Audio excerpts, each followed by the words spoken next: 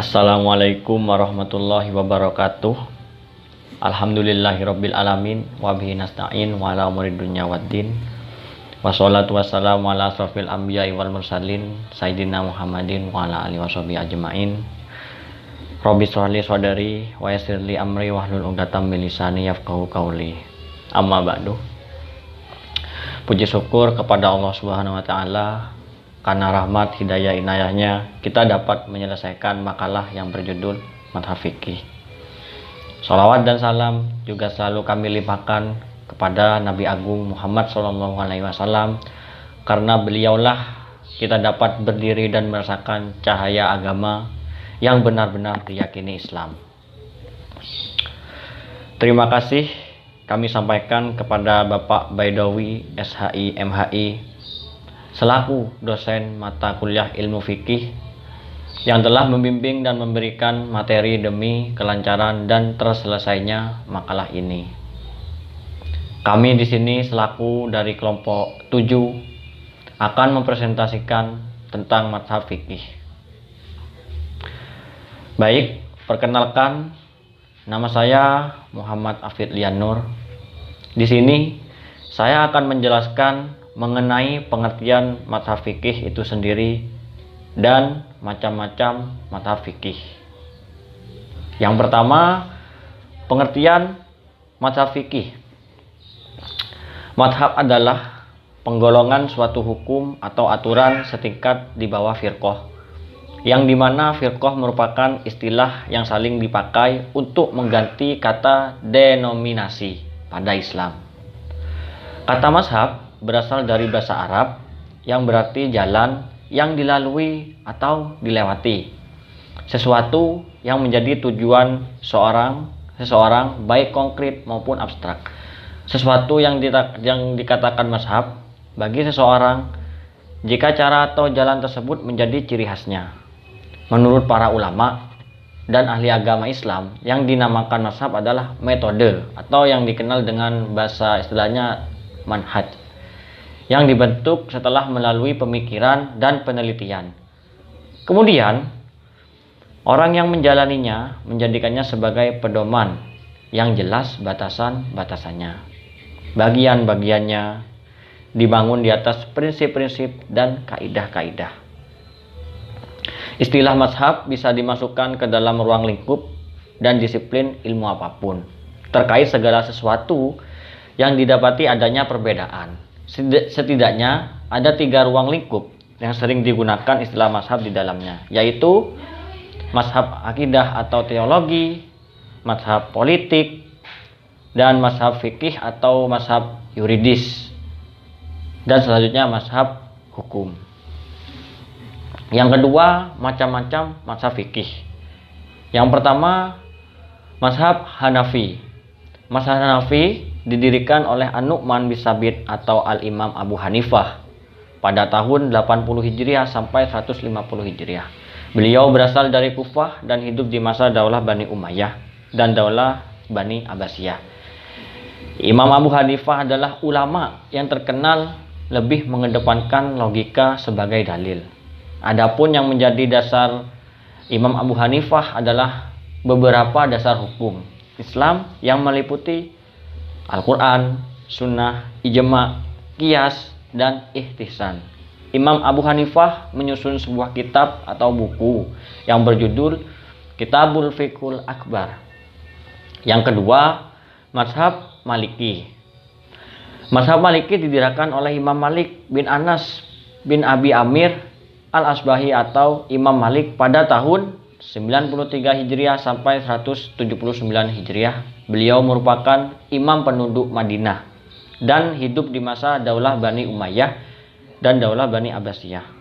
Dasar mazhab Imam Malik adalah Al-Quran, As-Sunnah, Ijma', Qiyas, amal Ahlul Madinah atau perkataan sahabat, Ihtisan, Sadu Zurai, Muratul Khilaf, Ihtisab, Maslahah Mursalah, dan Syaru Man Qabalana atau syariat Nabi yang terdahulu.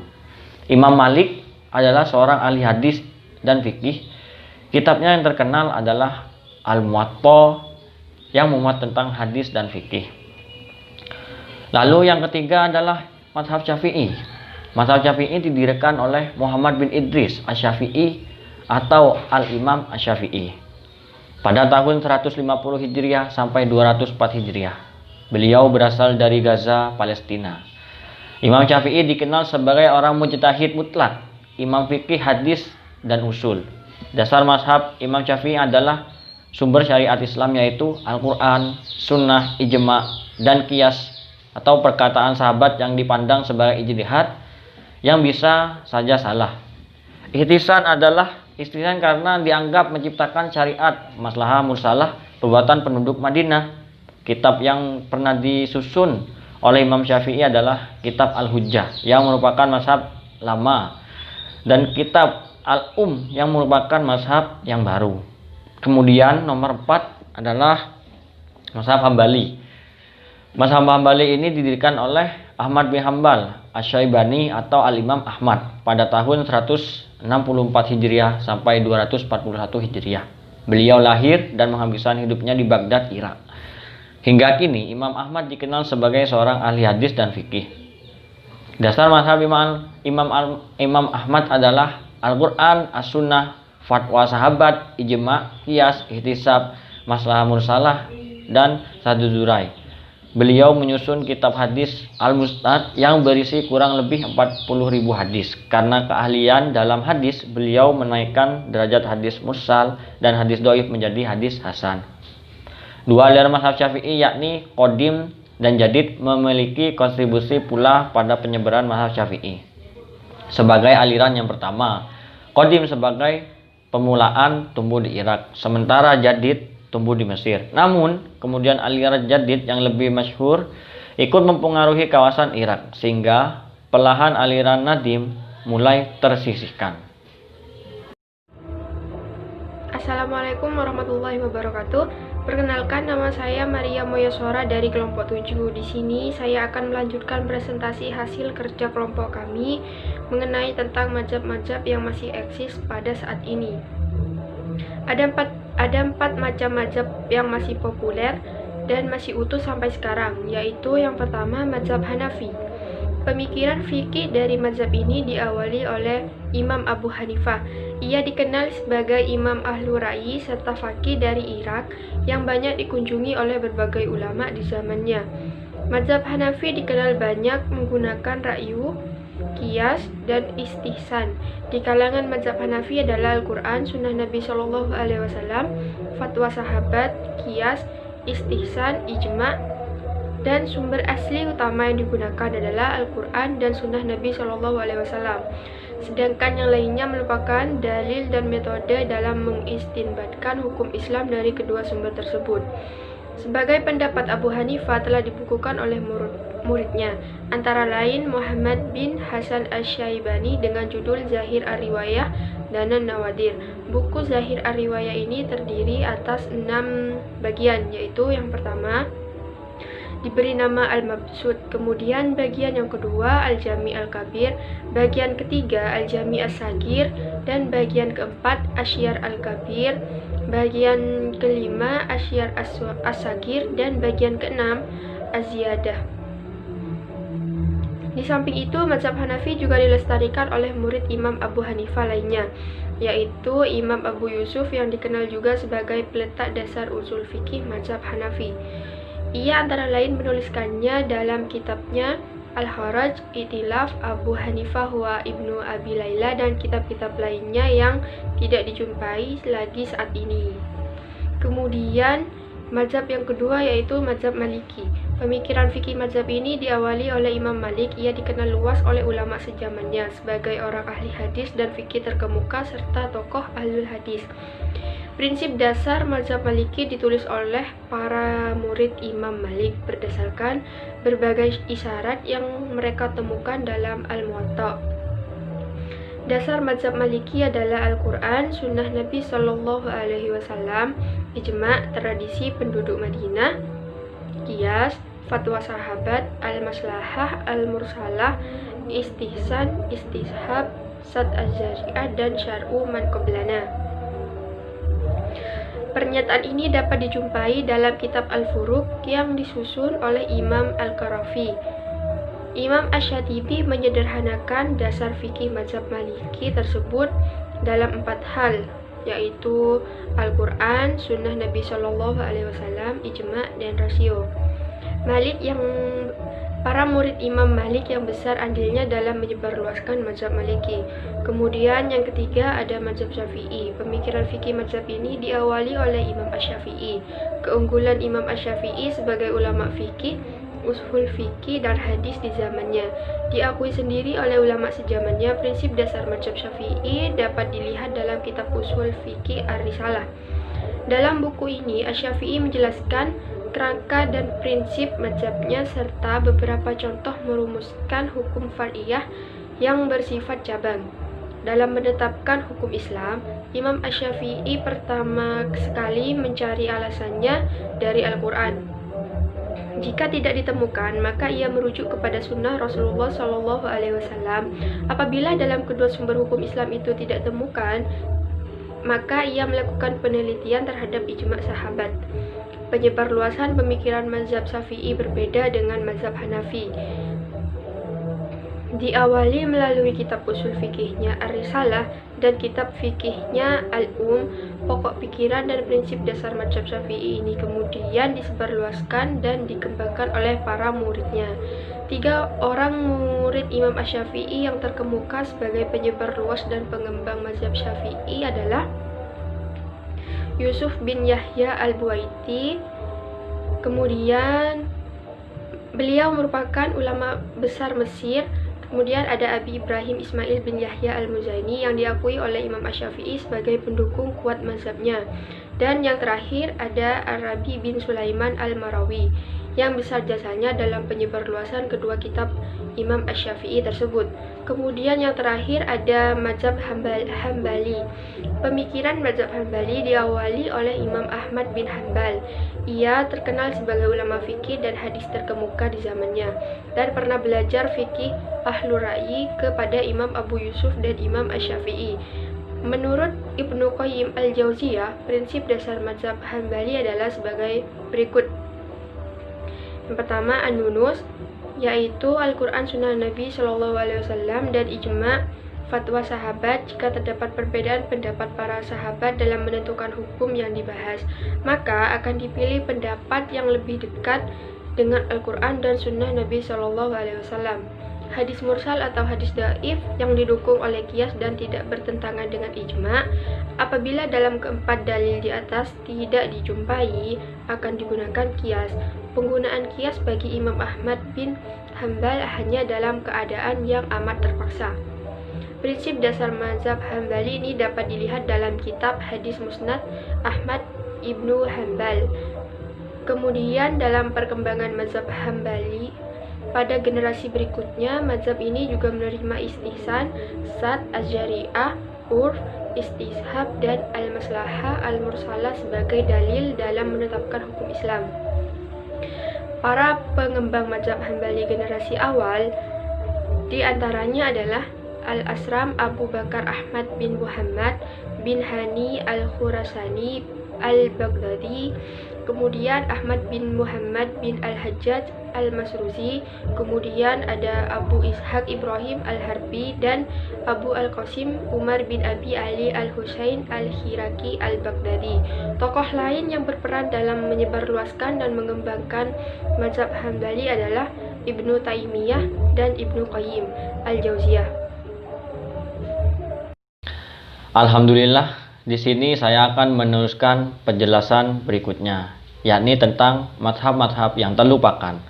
Menurut Muhammad Yusuf Musa, mazhab-mazhab yang terlupakan antara lain, yang pertama mazhab Al-Auza'i.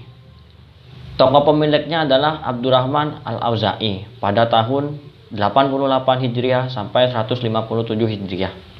Ia adalah seorang ulama fikih yang terkenal atau yang terkemuka di Syam, yang hidup sezaman dengan Abu Hanifah. Ia dikenal sebagai salah seorang ulama besar Damaskus yang menolak qiyas. Dalam salah satu riwayatnya, ia berkata, "Apabila engkau menemukan sunnah Rasulullah, maka ambillah sunnah tersebut dan tinggalkanlah seluruh pendapat yang didasarkan kepada yang lainnya. selain Al-Quran dan Sunnah Nabi. Yang kedua, mazhab As-Sauri, yakni tokoh pemiliknya adalah Sufyan As-Sauri pada tahun 161 Hijriah. Ia juga sezaman dengan Imam Abu Hanifah dan termasuk salah seorang mujtahid ketika itu. Akan tetapi, pengikut As-Sauri tidak banyak. Ia juga meninggalkan karya ilmiah. Mazhab ini pun tidak dianut masyarakat sejak wafatnya penerus mazhab As-Sauri, yaitu Abu Bakar Abdul Ghaffar bin Abdurrahman Ad-Dawawari pada tahun 406 Hijriah. Ia adalah seorang mufti dalam mazhab As-Sauri di Masjid Mansur di Baghdad. Yang ketiga, mazhab Lais bin Sa'ad. Tokoh pemikirnya adalah Al-Lais bin Sa'ad. Menurut Ali Hasan Abdul Qadir, mazhab ini telah punah dengan masuknya abad ketiga Hijriah. Fatwa hukum yang dikemukakan Al-Lais yang sampai sekarang tidak bisa diterima oleh ulama mazhab adalah fatwa tentang hukuman berpuasa berturut-turut selama 2 bulan terhadap seseorang pejabat di Andalusia yang melakukan hubungan suami istri di siang hari pada bulan Ramadan. Dalam fatwanya, Al-Lais tidak menerapkan urutan hukuman yang diterapkan Rasulullah. Dalam hadisnya, yang diuraikan oleh mayoritas rawi hadis dari Abu Hurairah, dalam hadis itu dinyatakan bahwa hukuman orang yang melakukan hubungan suami istri di siang hari pada bulan Ramadan adalah memerdekakan budak. Kalau tidak mampu memerdekakan budak, maka diwajibkan berpuasa selama 2 bulan berturut-turut. Kalau tidak mampu juga berpuasa selama 2 bulan berturut-turut, maka memberi makan fakir miskin sebanyak 60 orang. Dan yang keempat, mazhab At-Tabari. Tokoh pemikirnya adalah Abu Ja'far Muhammad bin Jarir At-Tabari atau Ibnu Jarir At-Tabari pada tahun 310 Hijriah. Menurut Ibnu Nadim, At-Tabari merupakan ulama besar yang faqih di zamannya. Di samping seseorang faqih, ia juga dikenal sebagai muhaddis dan mufassir. Kitabnya di bidang tafsir masih utuh sampai sekarang dan dipandang sebagai buku induk di bidang tafsir yang dikenal dengan nama Jami' Al-Bayan fi Tafsir Al-Quran. Di bidang fikih, At-Tabari juga menulis sebuah buku dengan judul Ihtikaf Al-Fuqaha. Di dalam bidang fikih, At-Tabari pernah belajar fikih mazhab Syafi'i melalui Ar-Rabi' bin Sulaiman di Mesir, murid Imam Asy-Syafi'i. Akan tetapi, tidak banyak ulama masyarakat yang mengikuti pemikiran fikih At-Tabari. Sehingga sejak abad keempat Hijriah, mazhab ini tidak mempunyai pengikut lagi.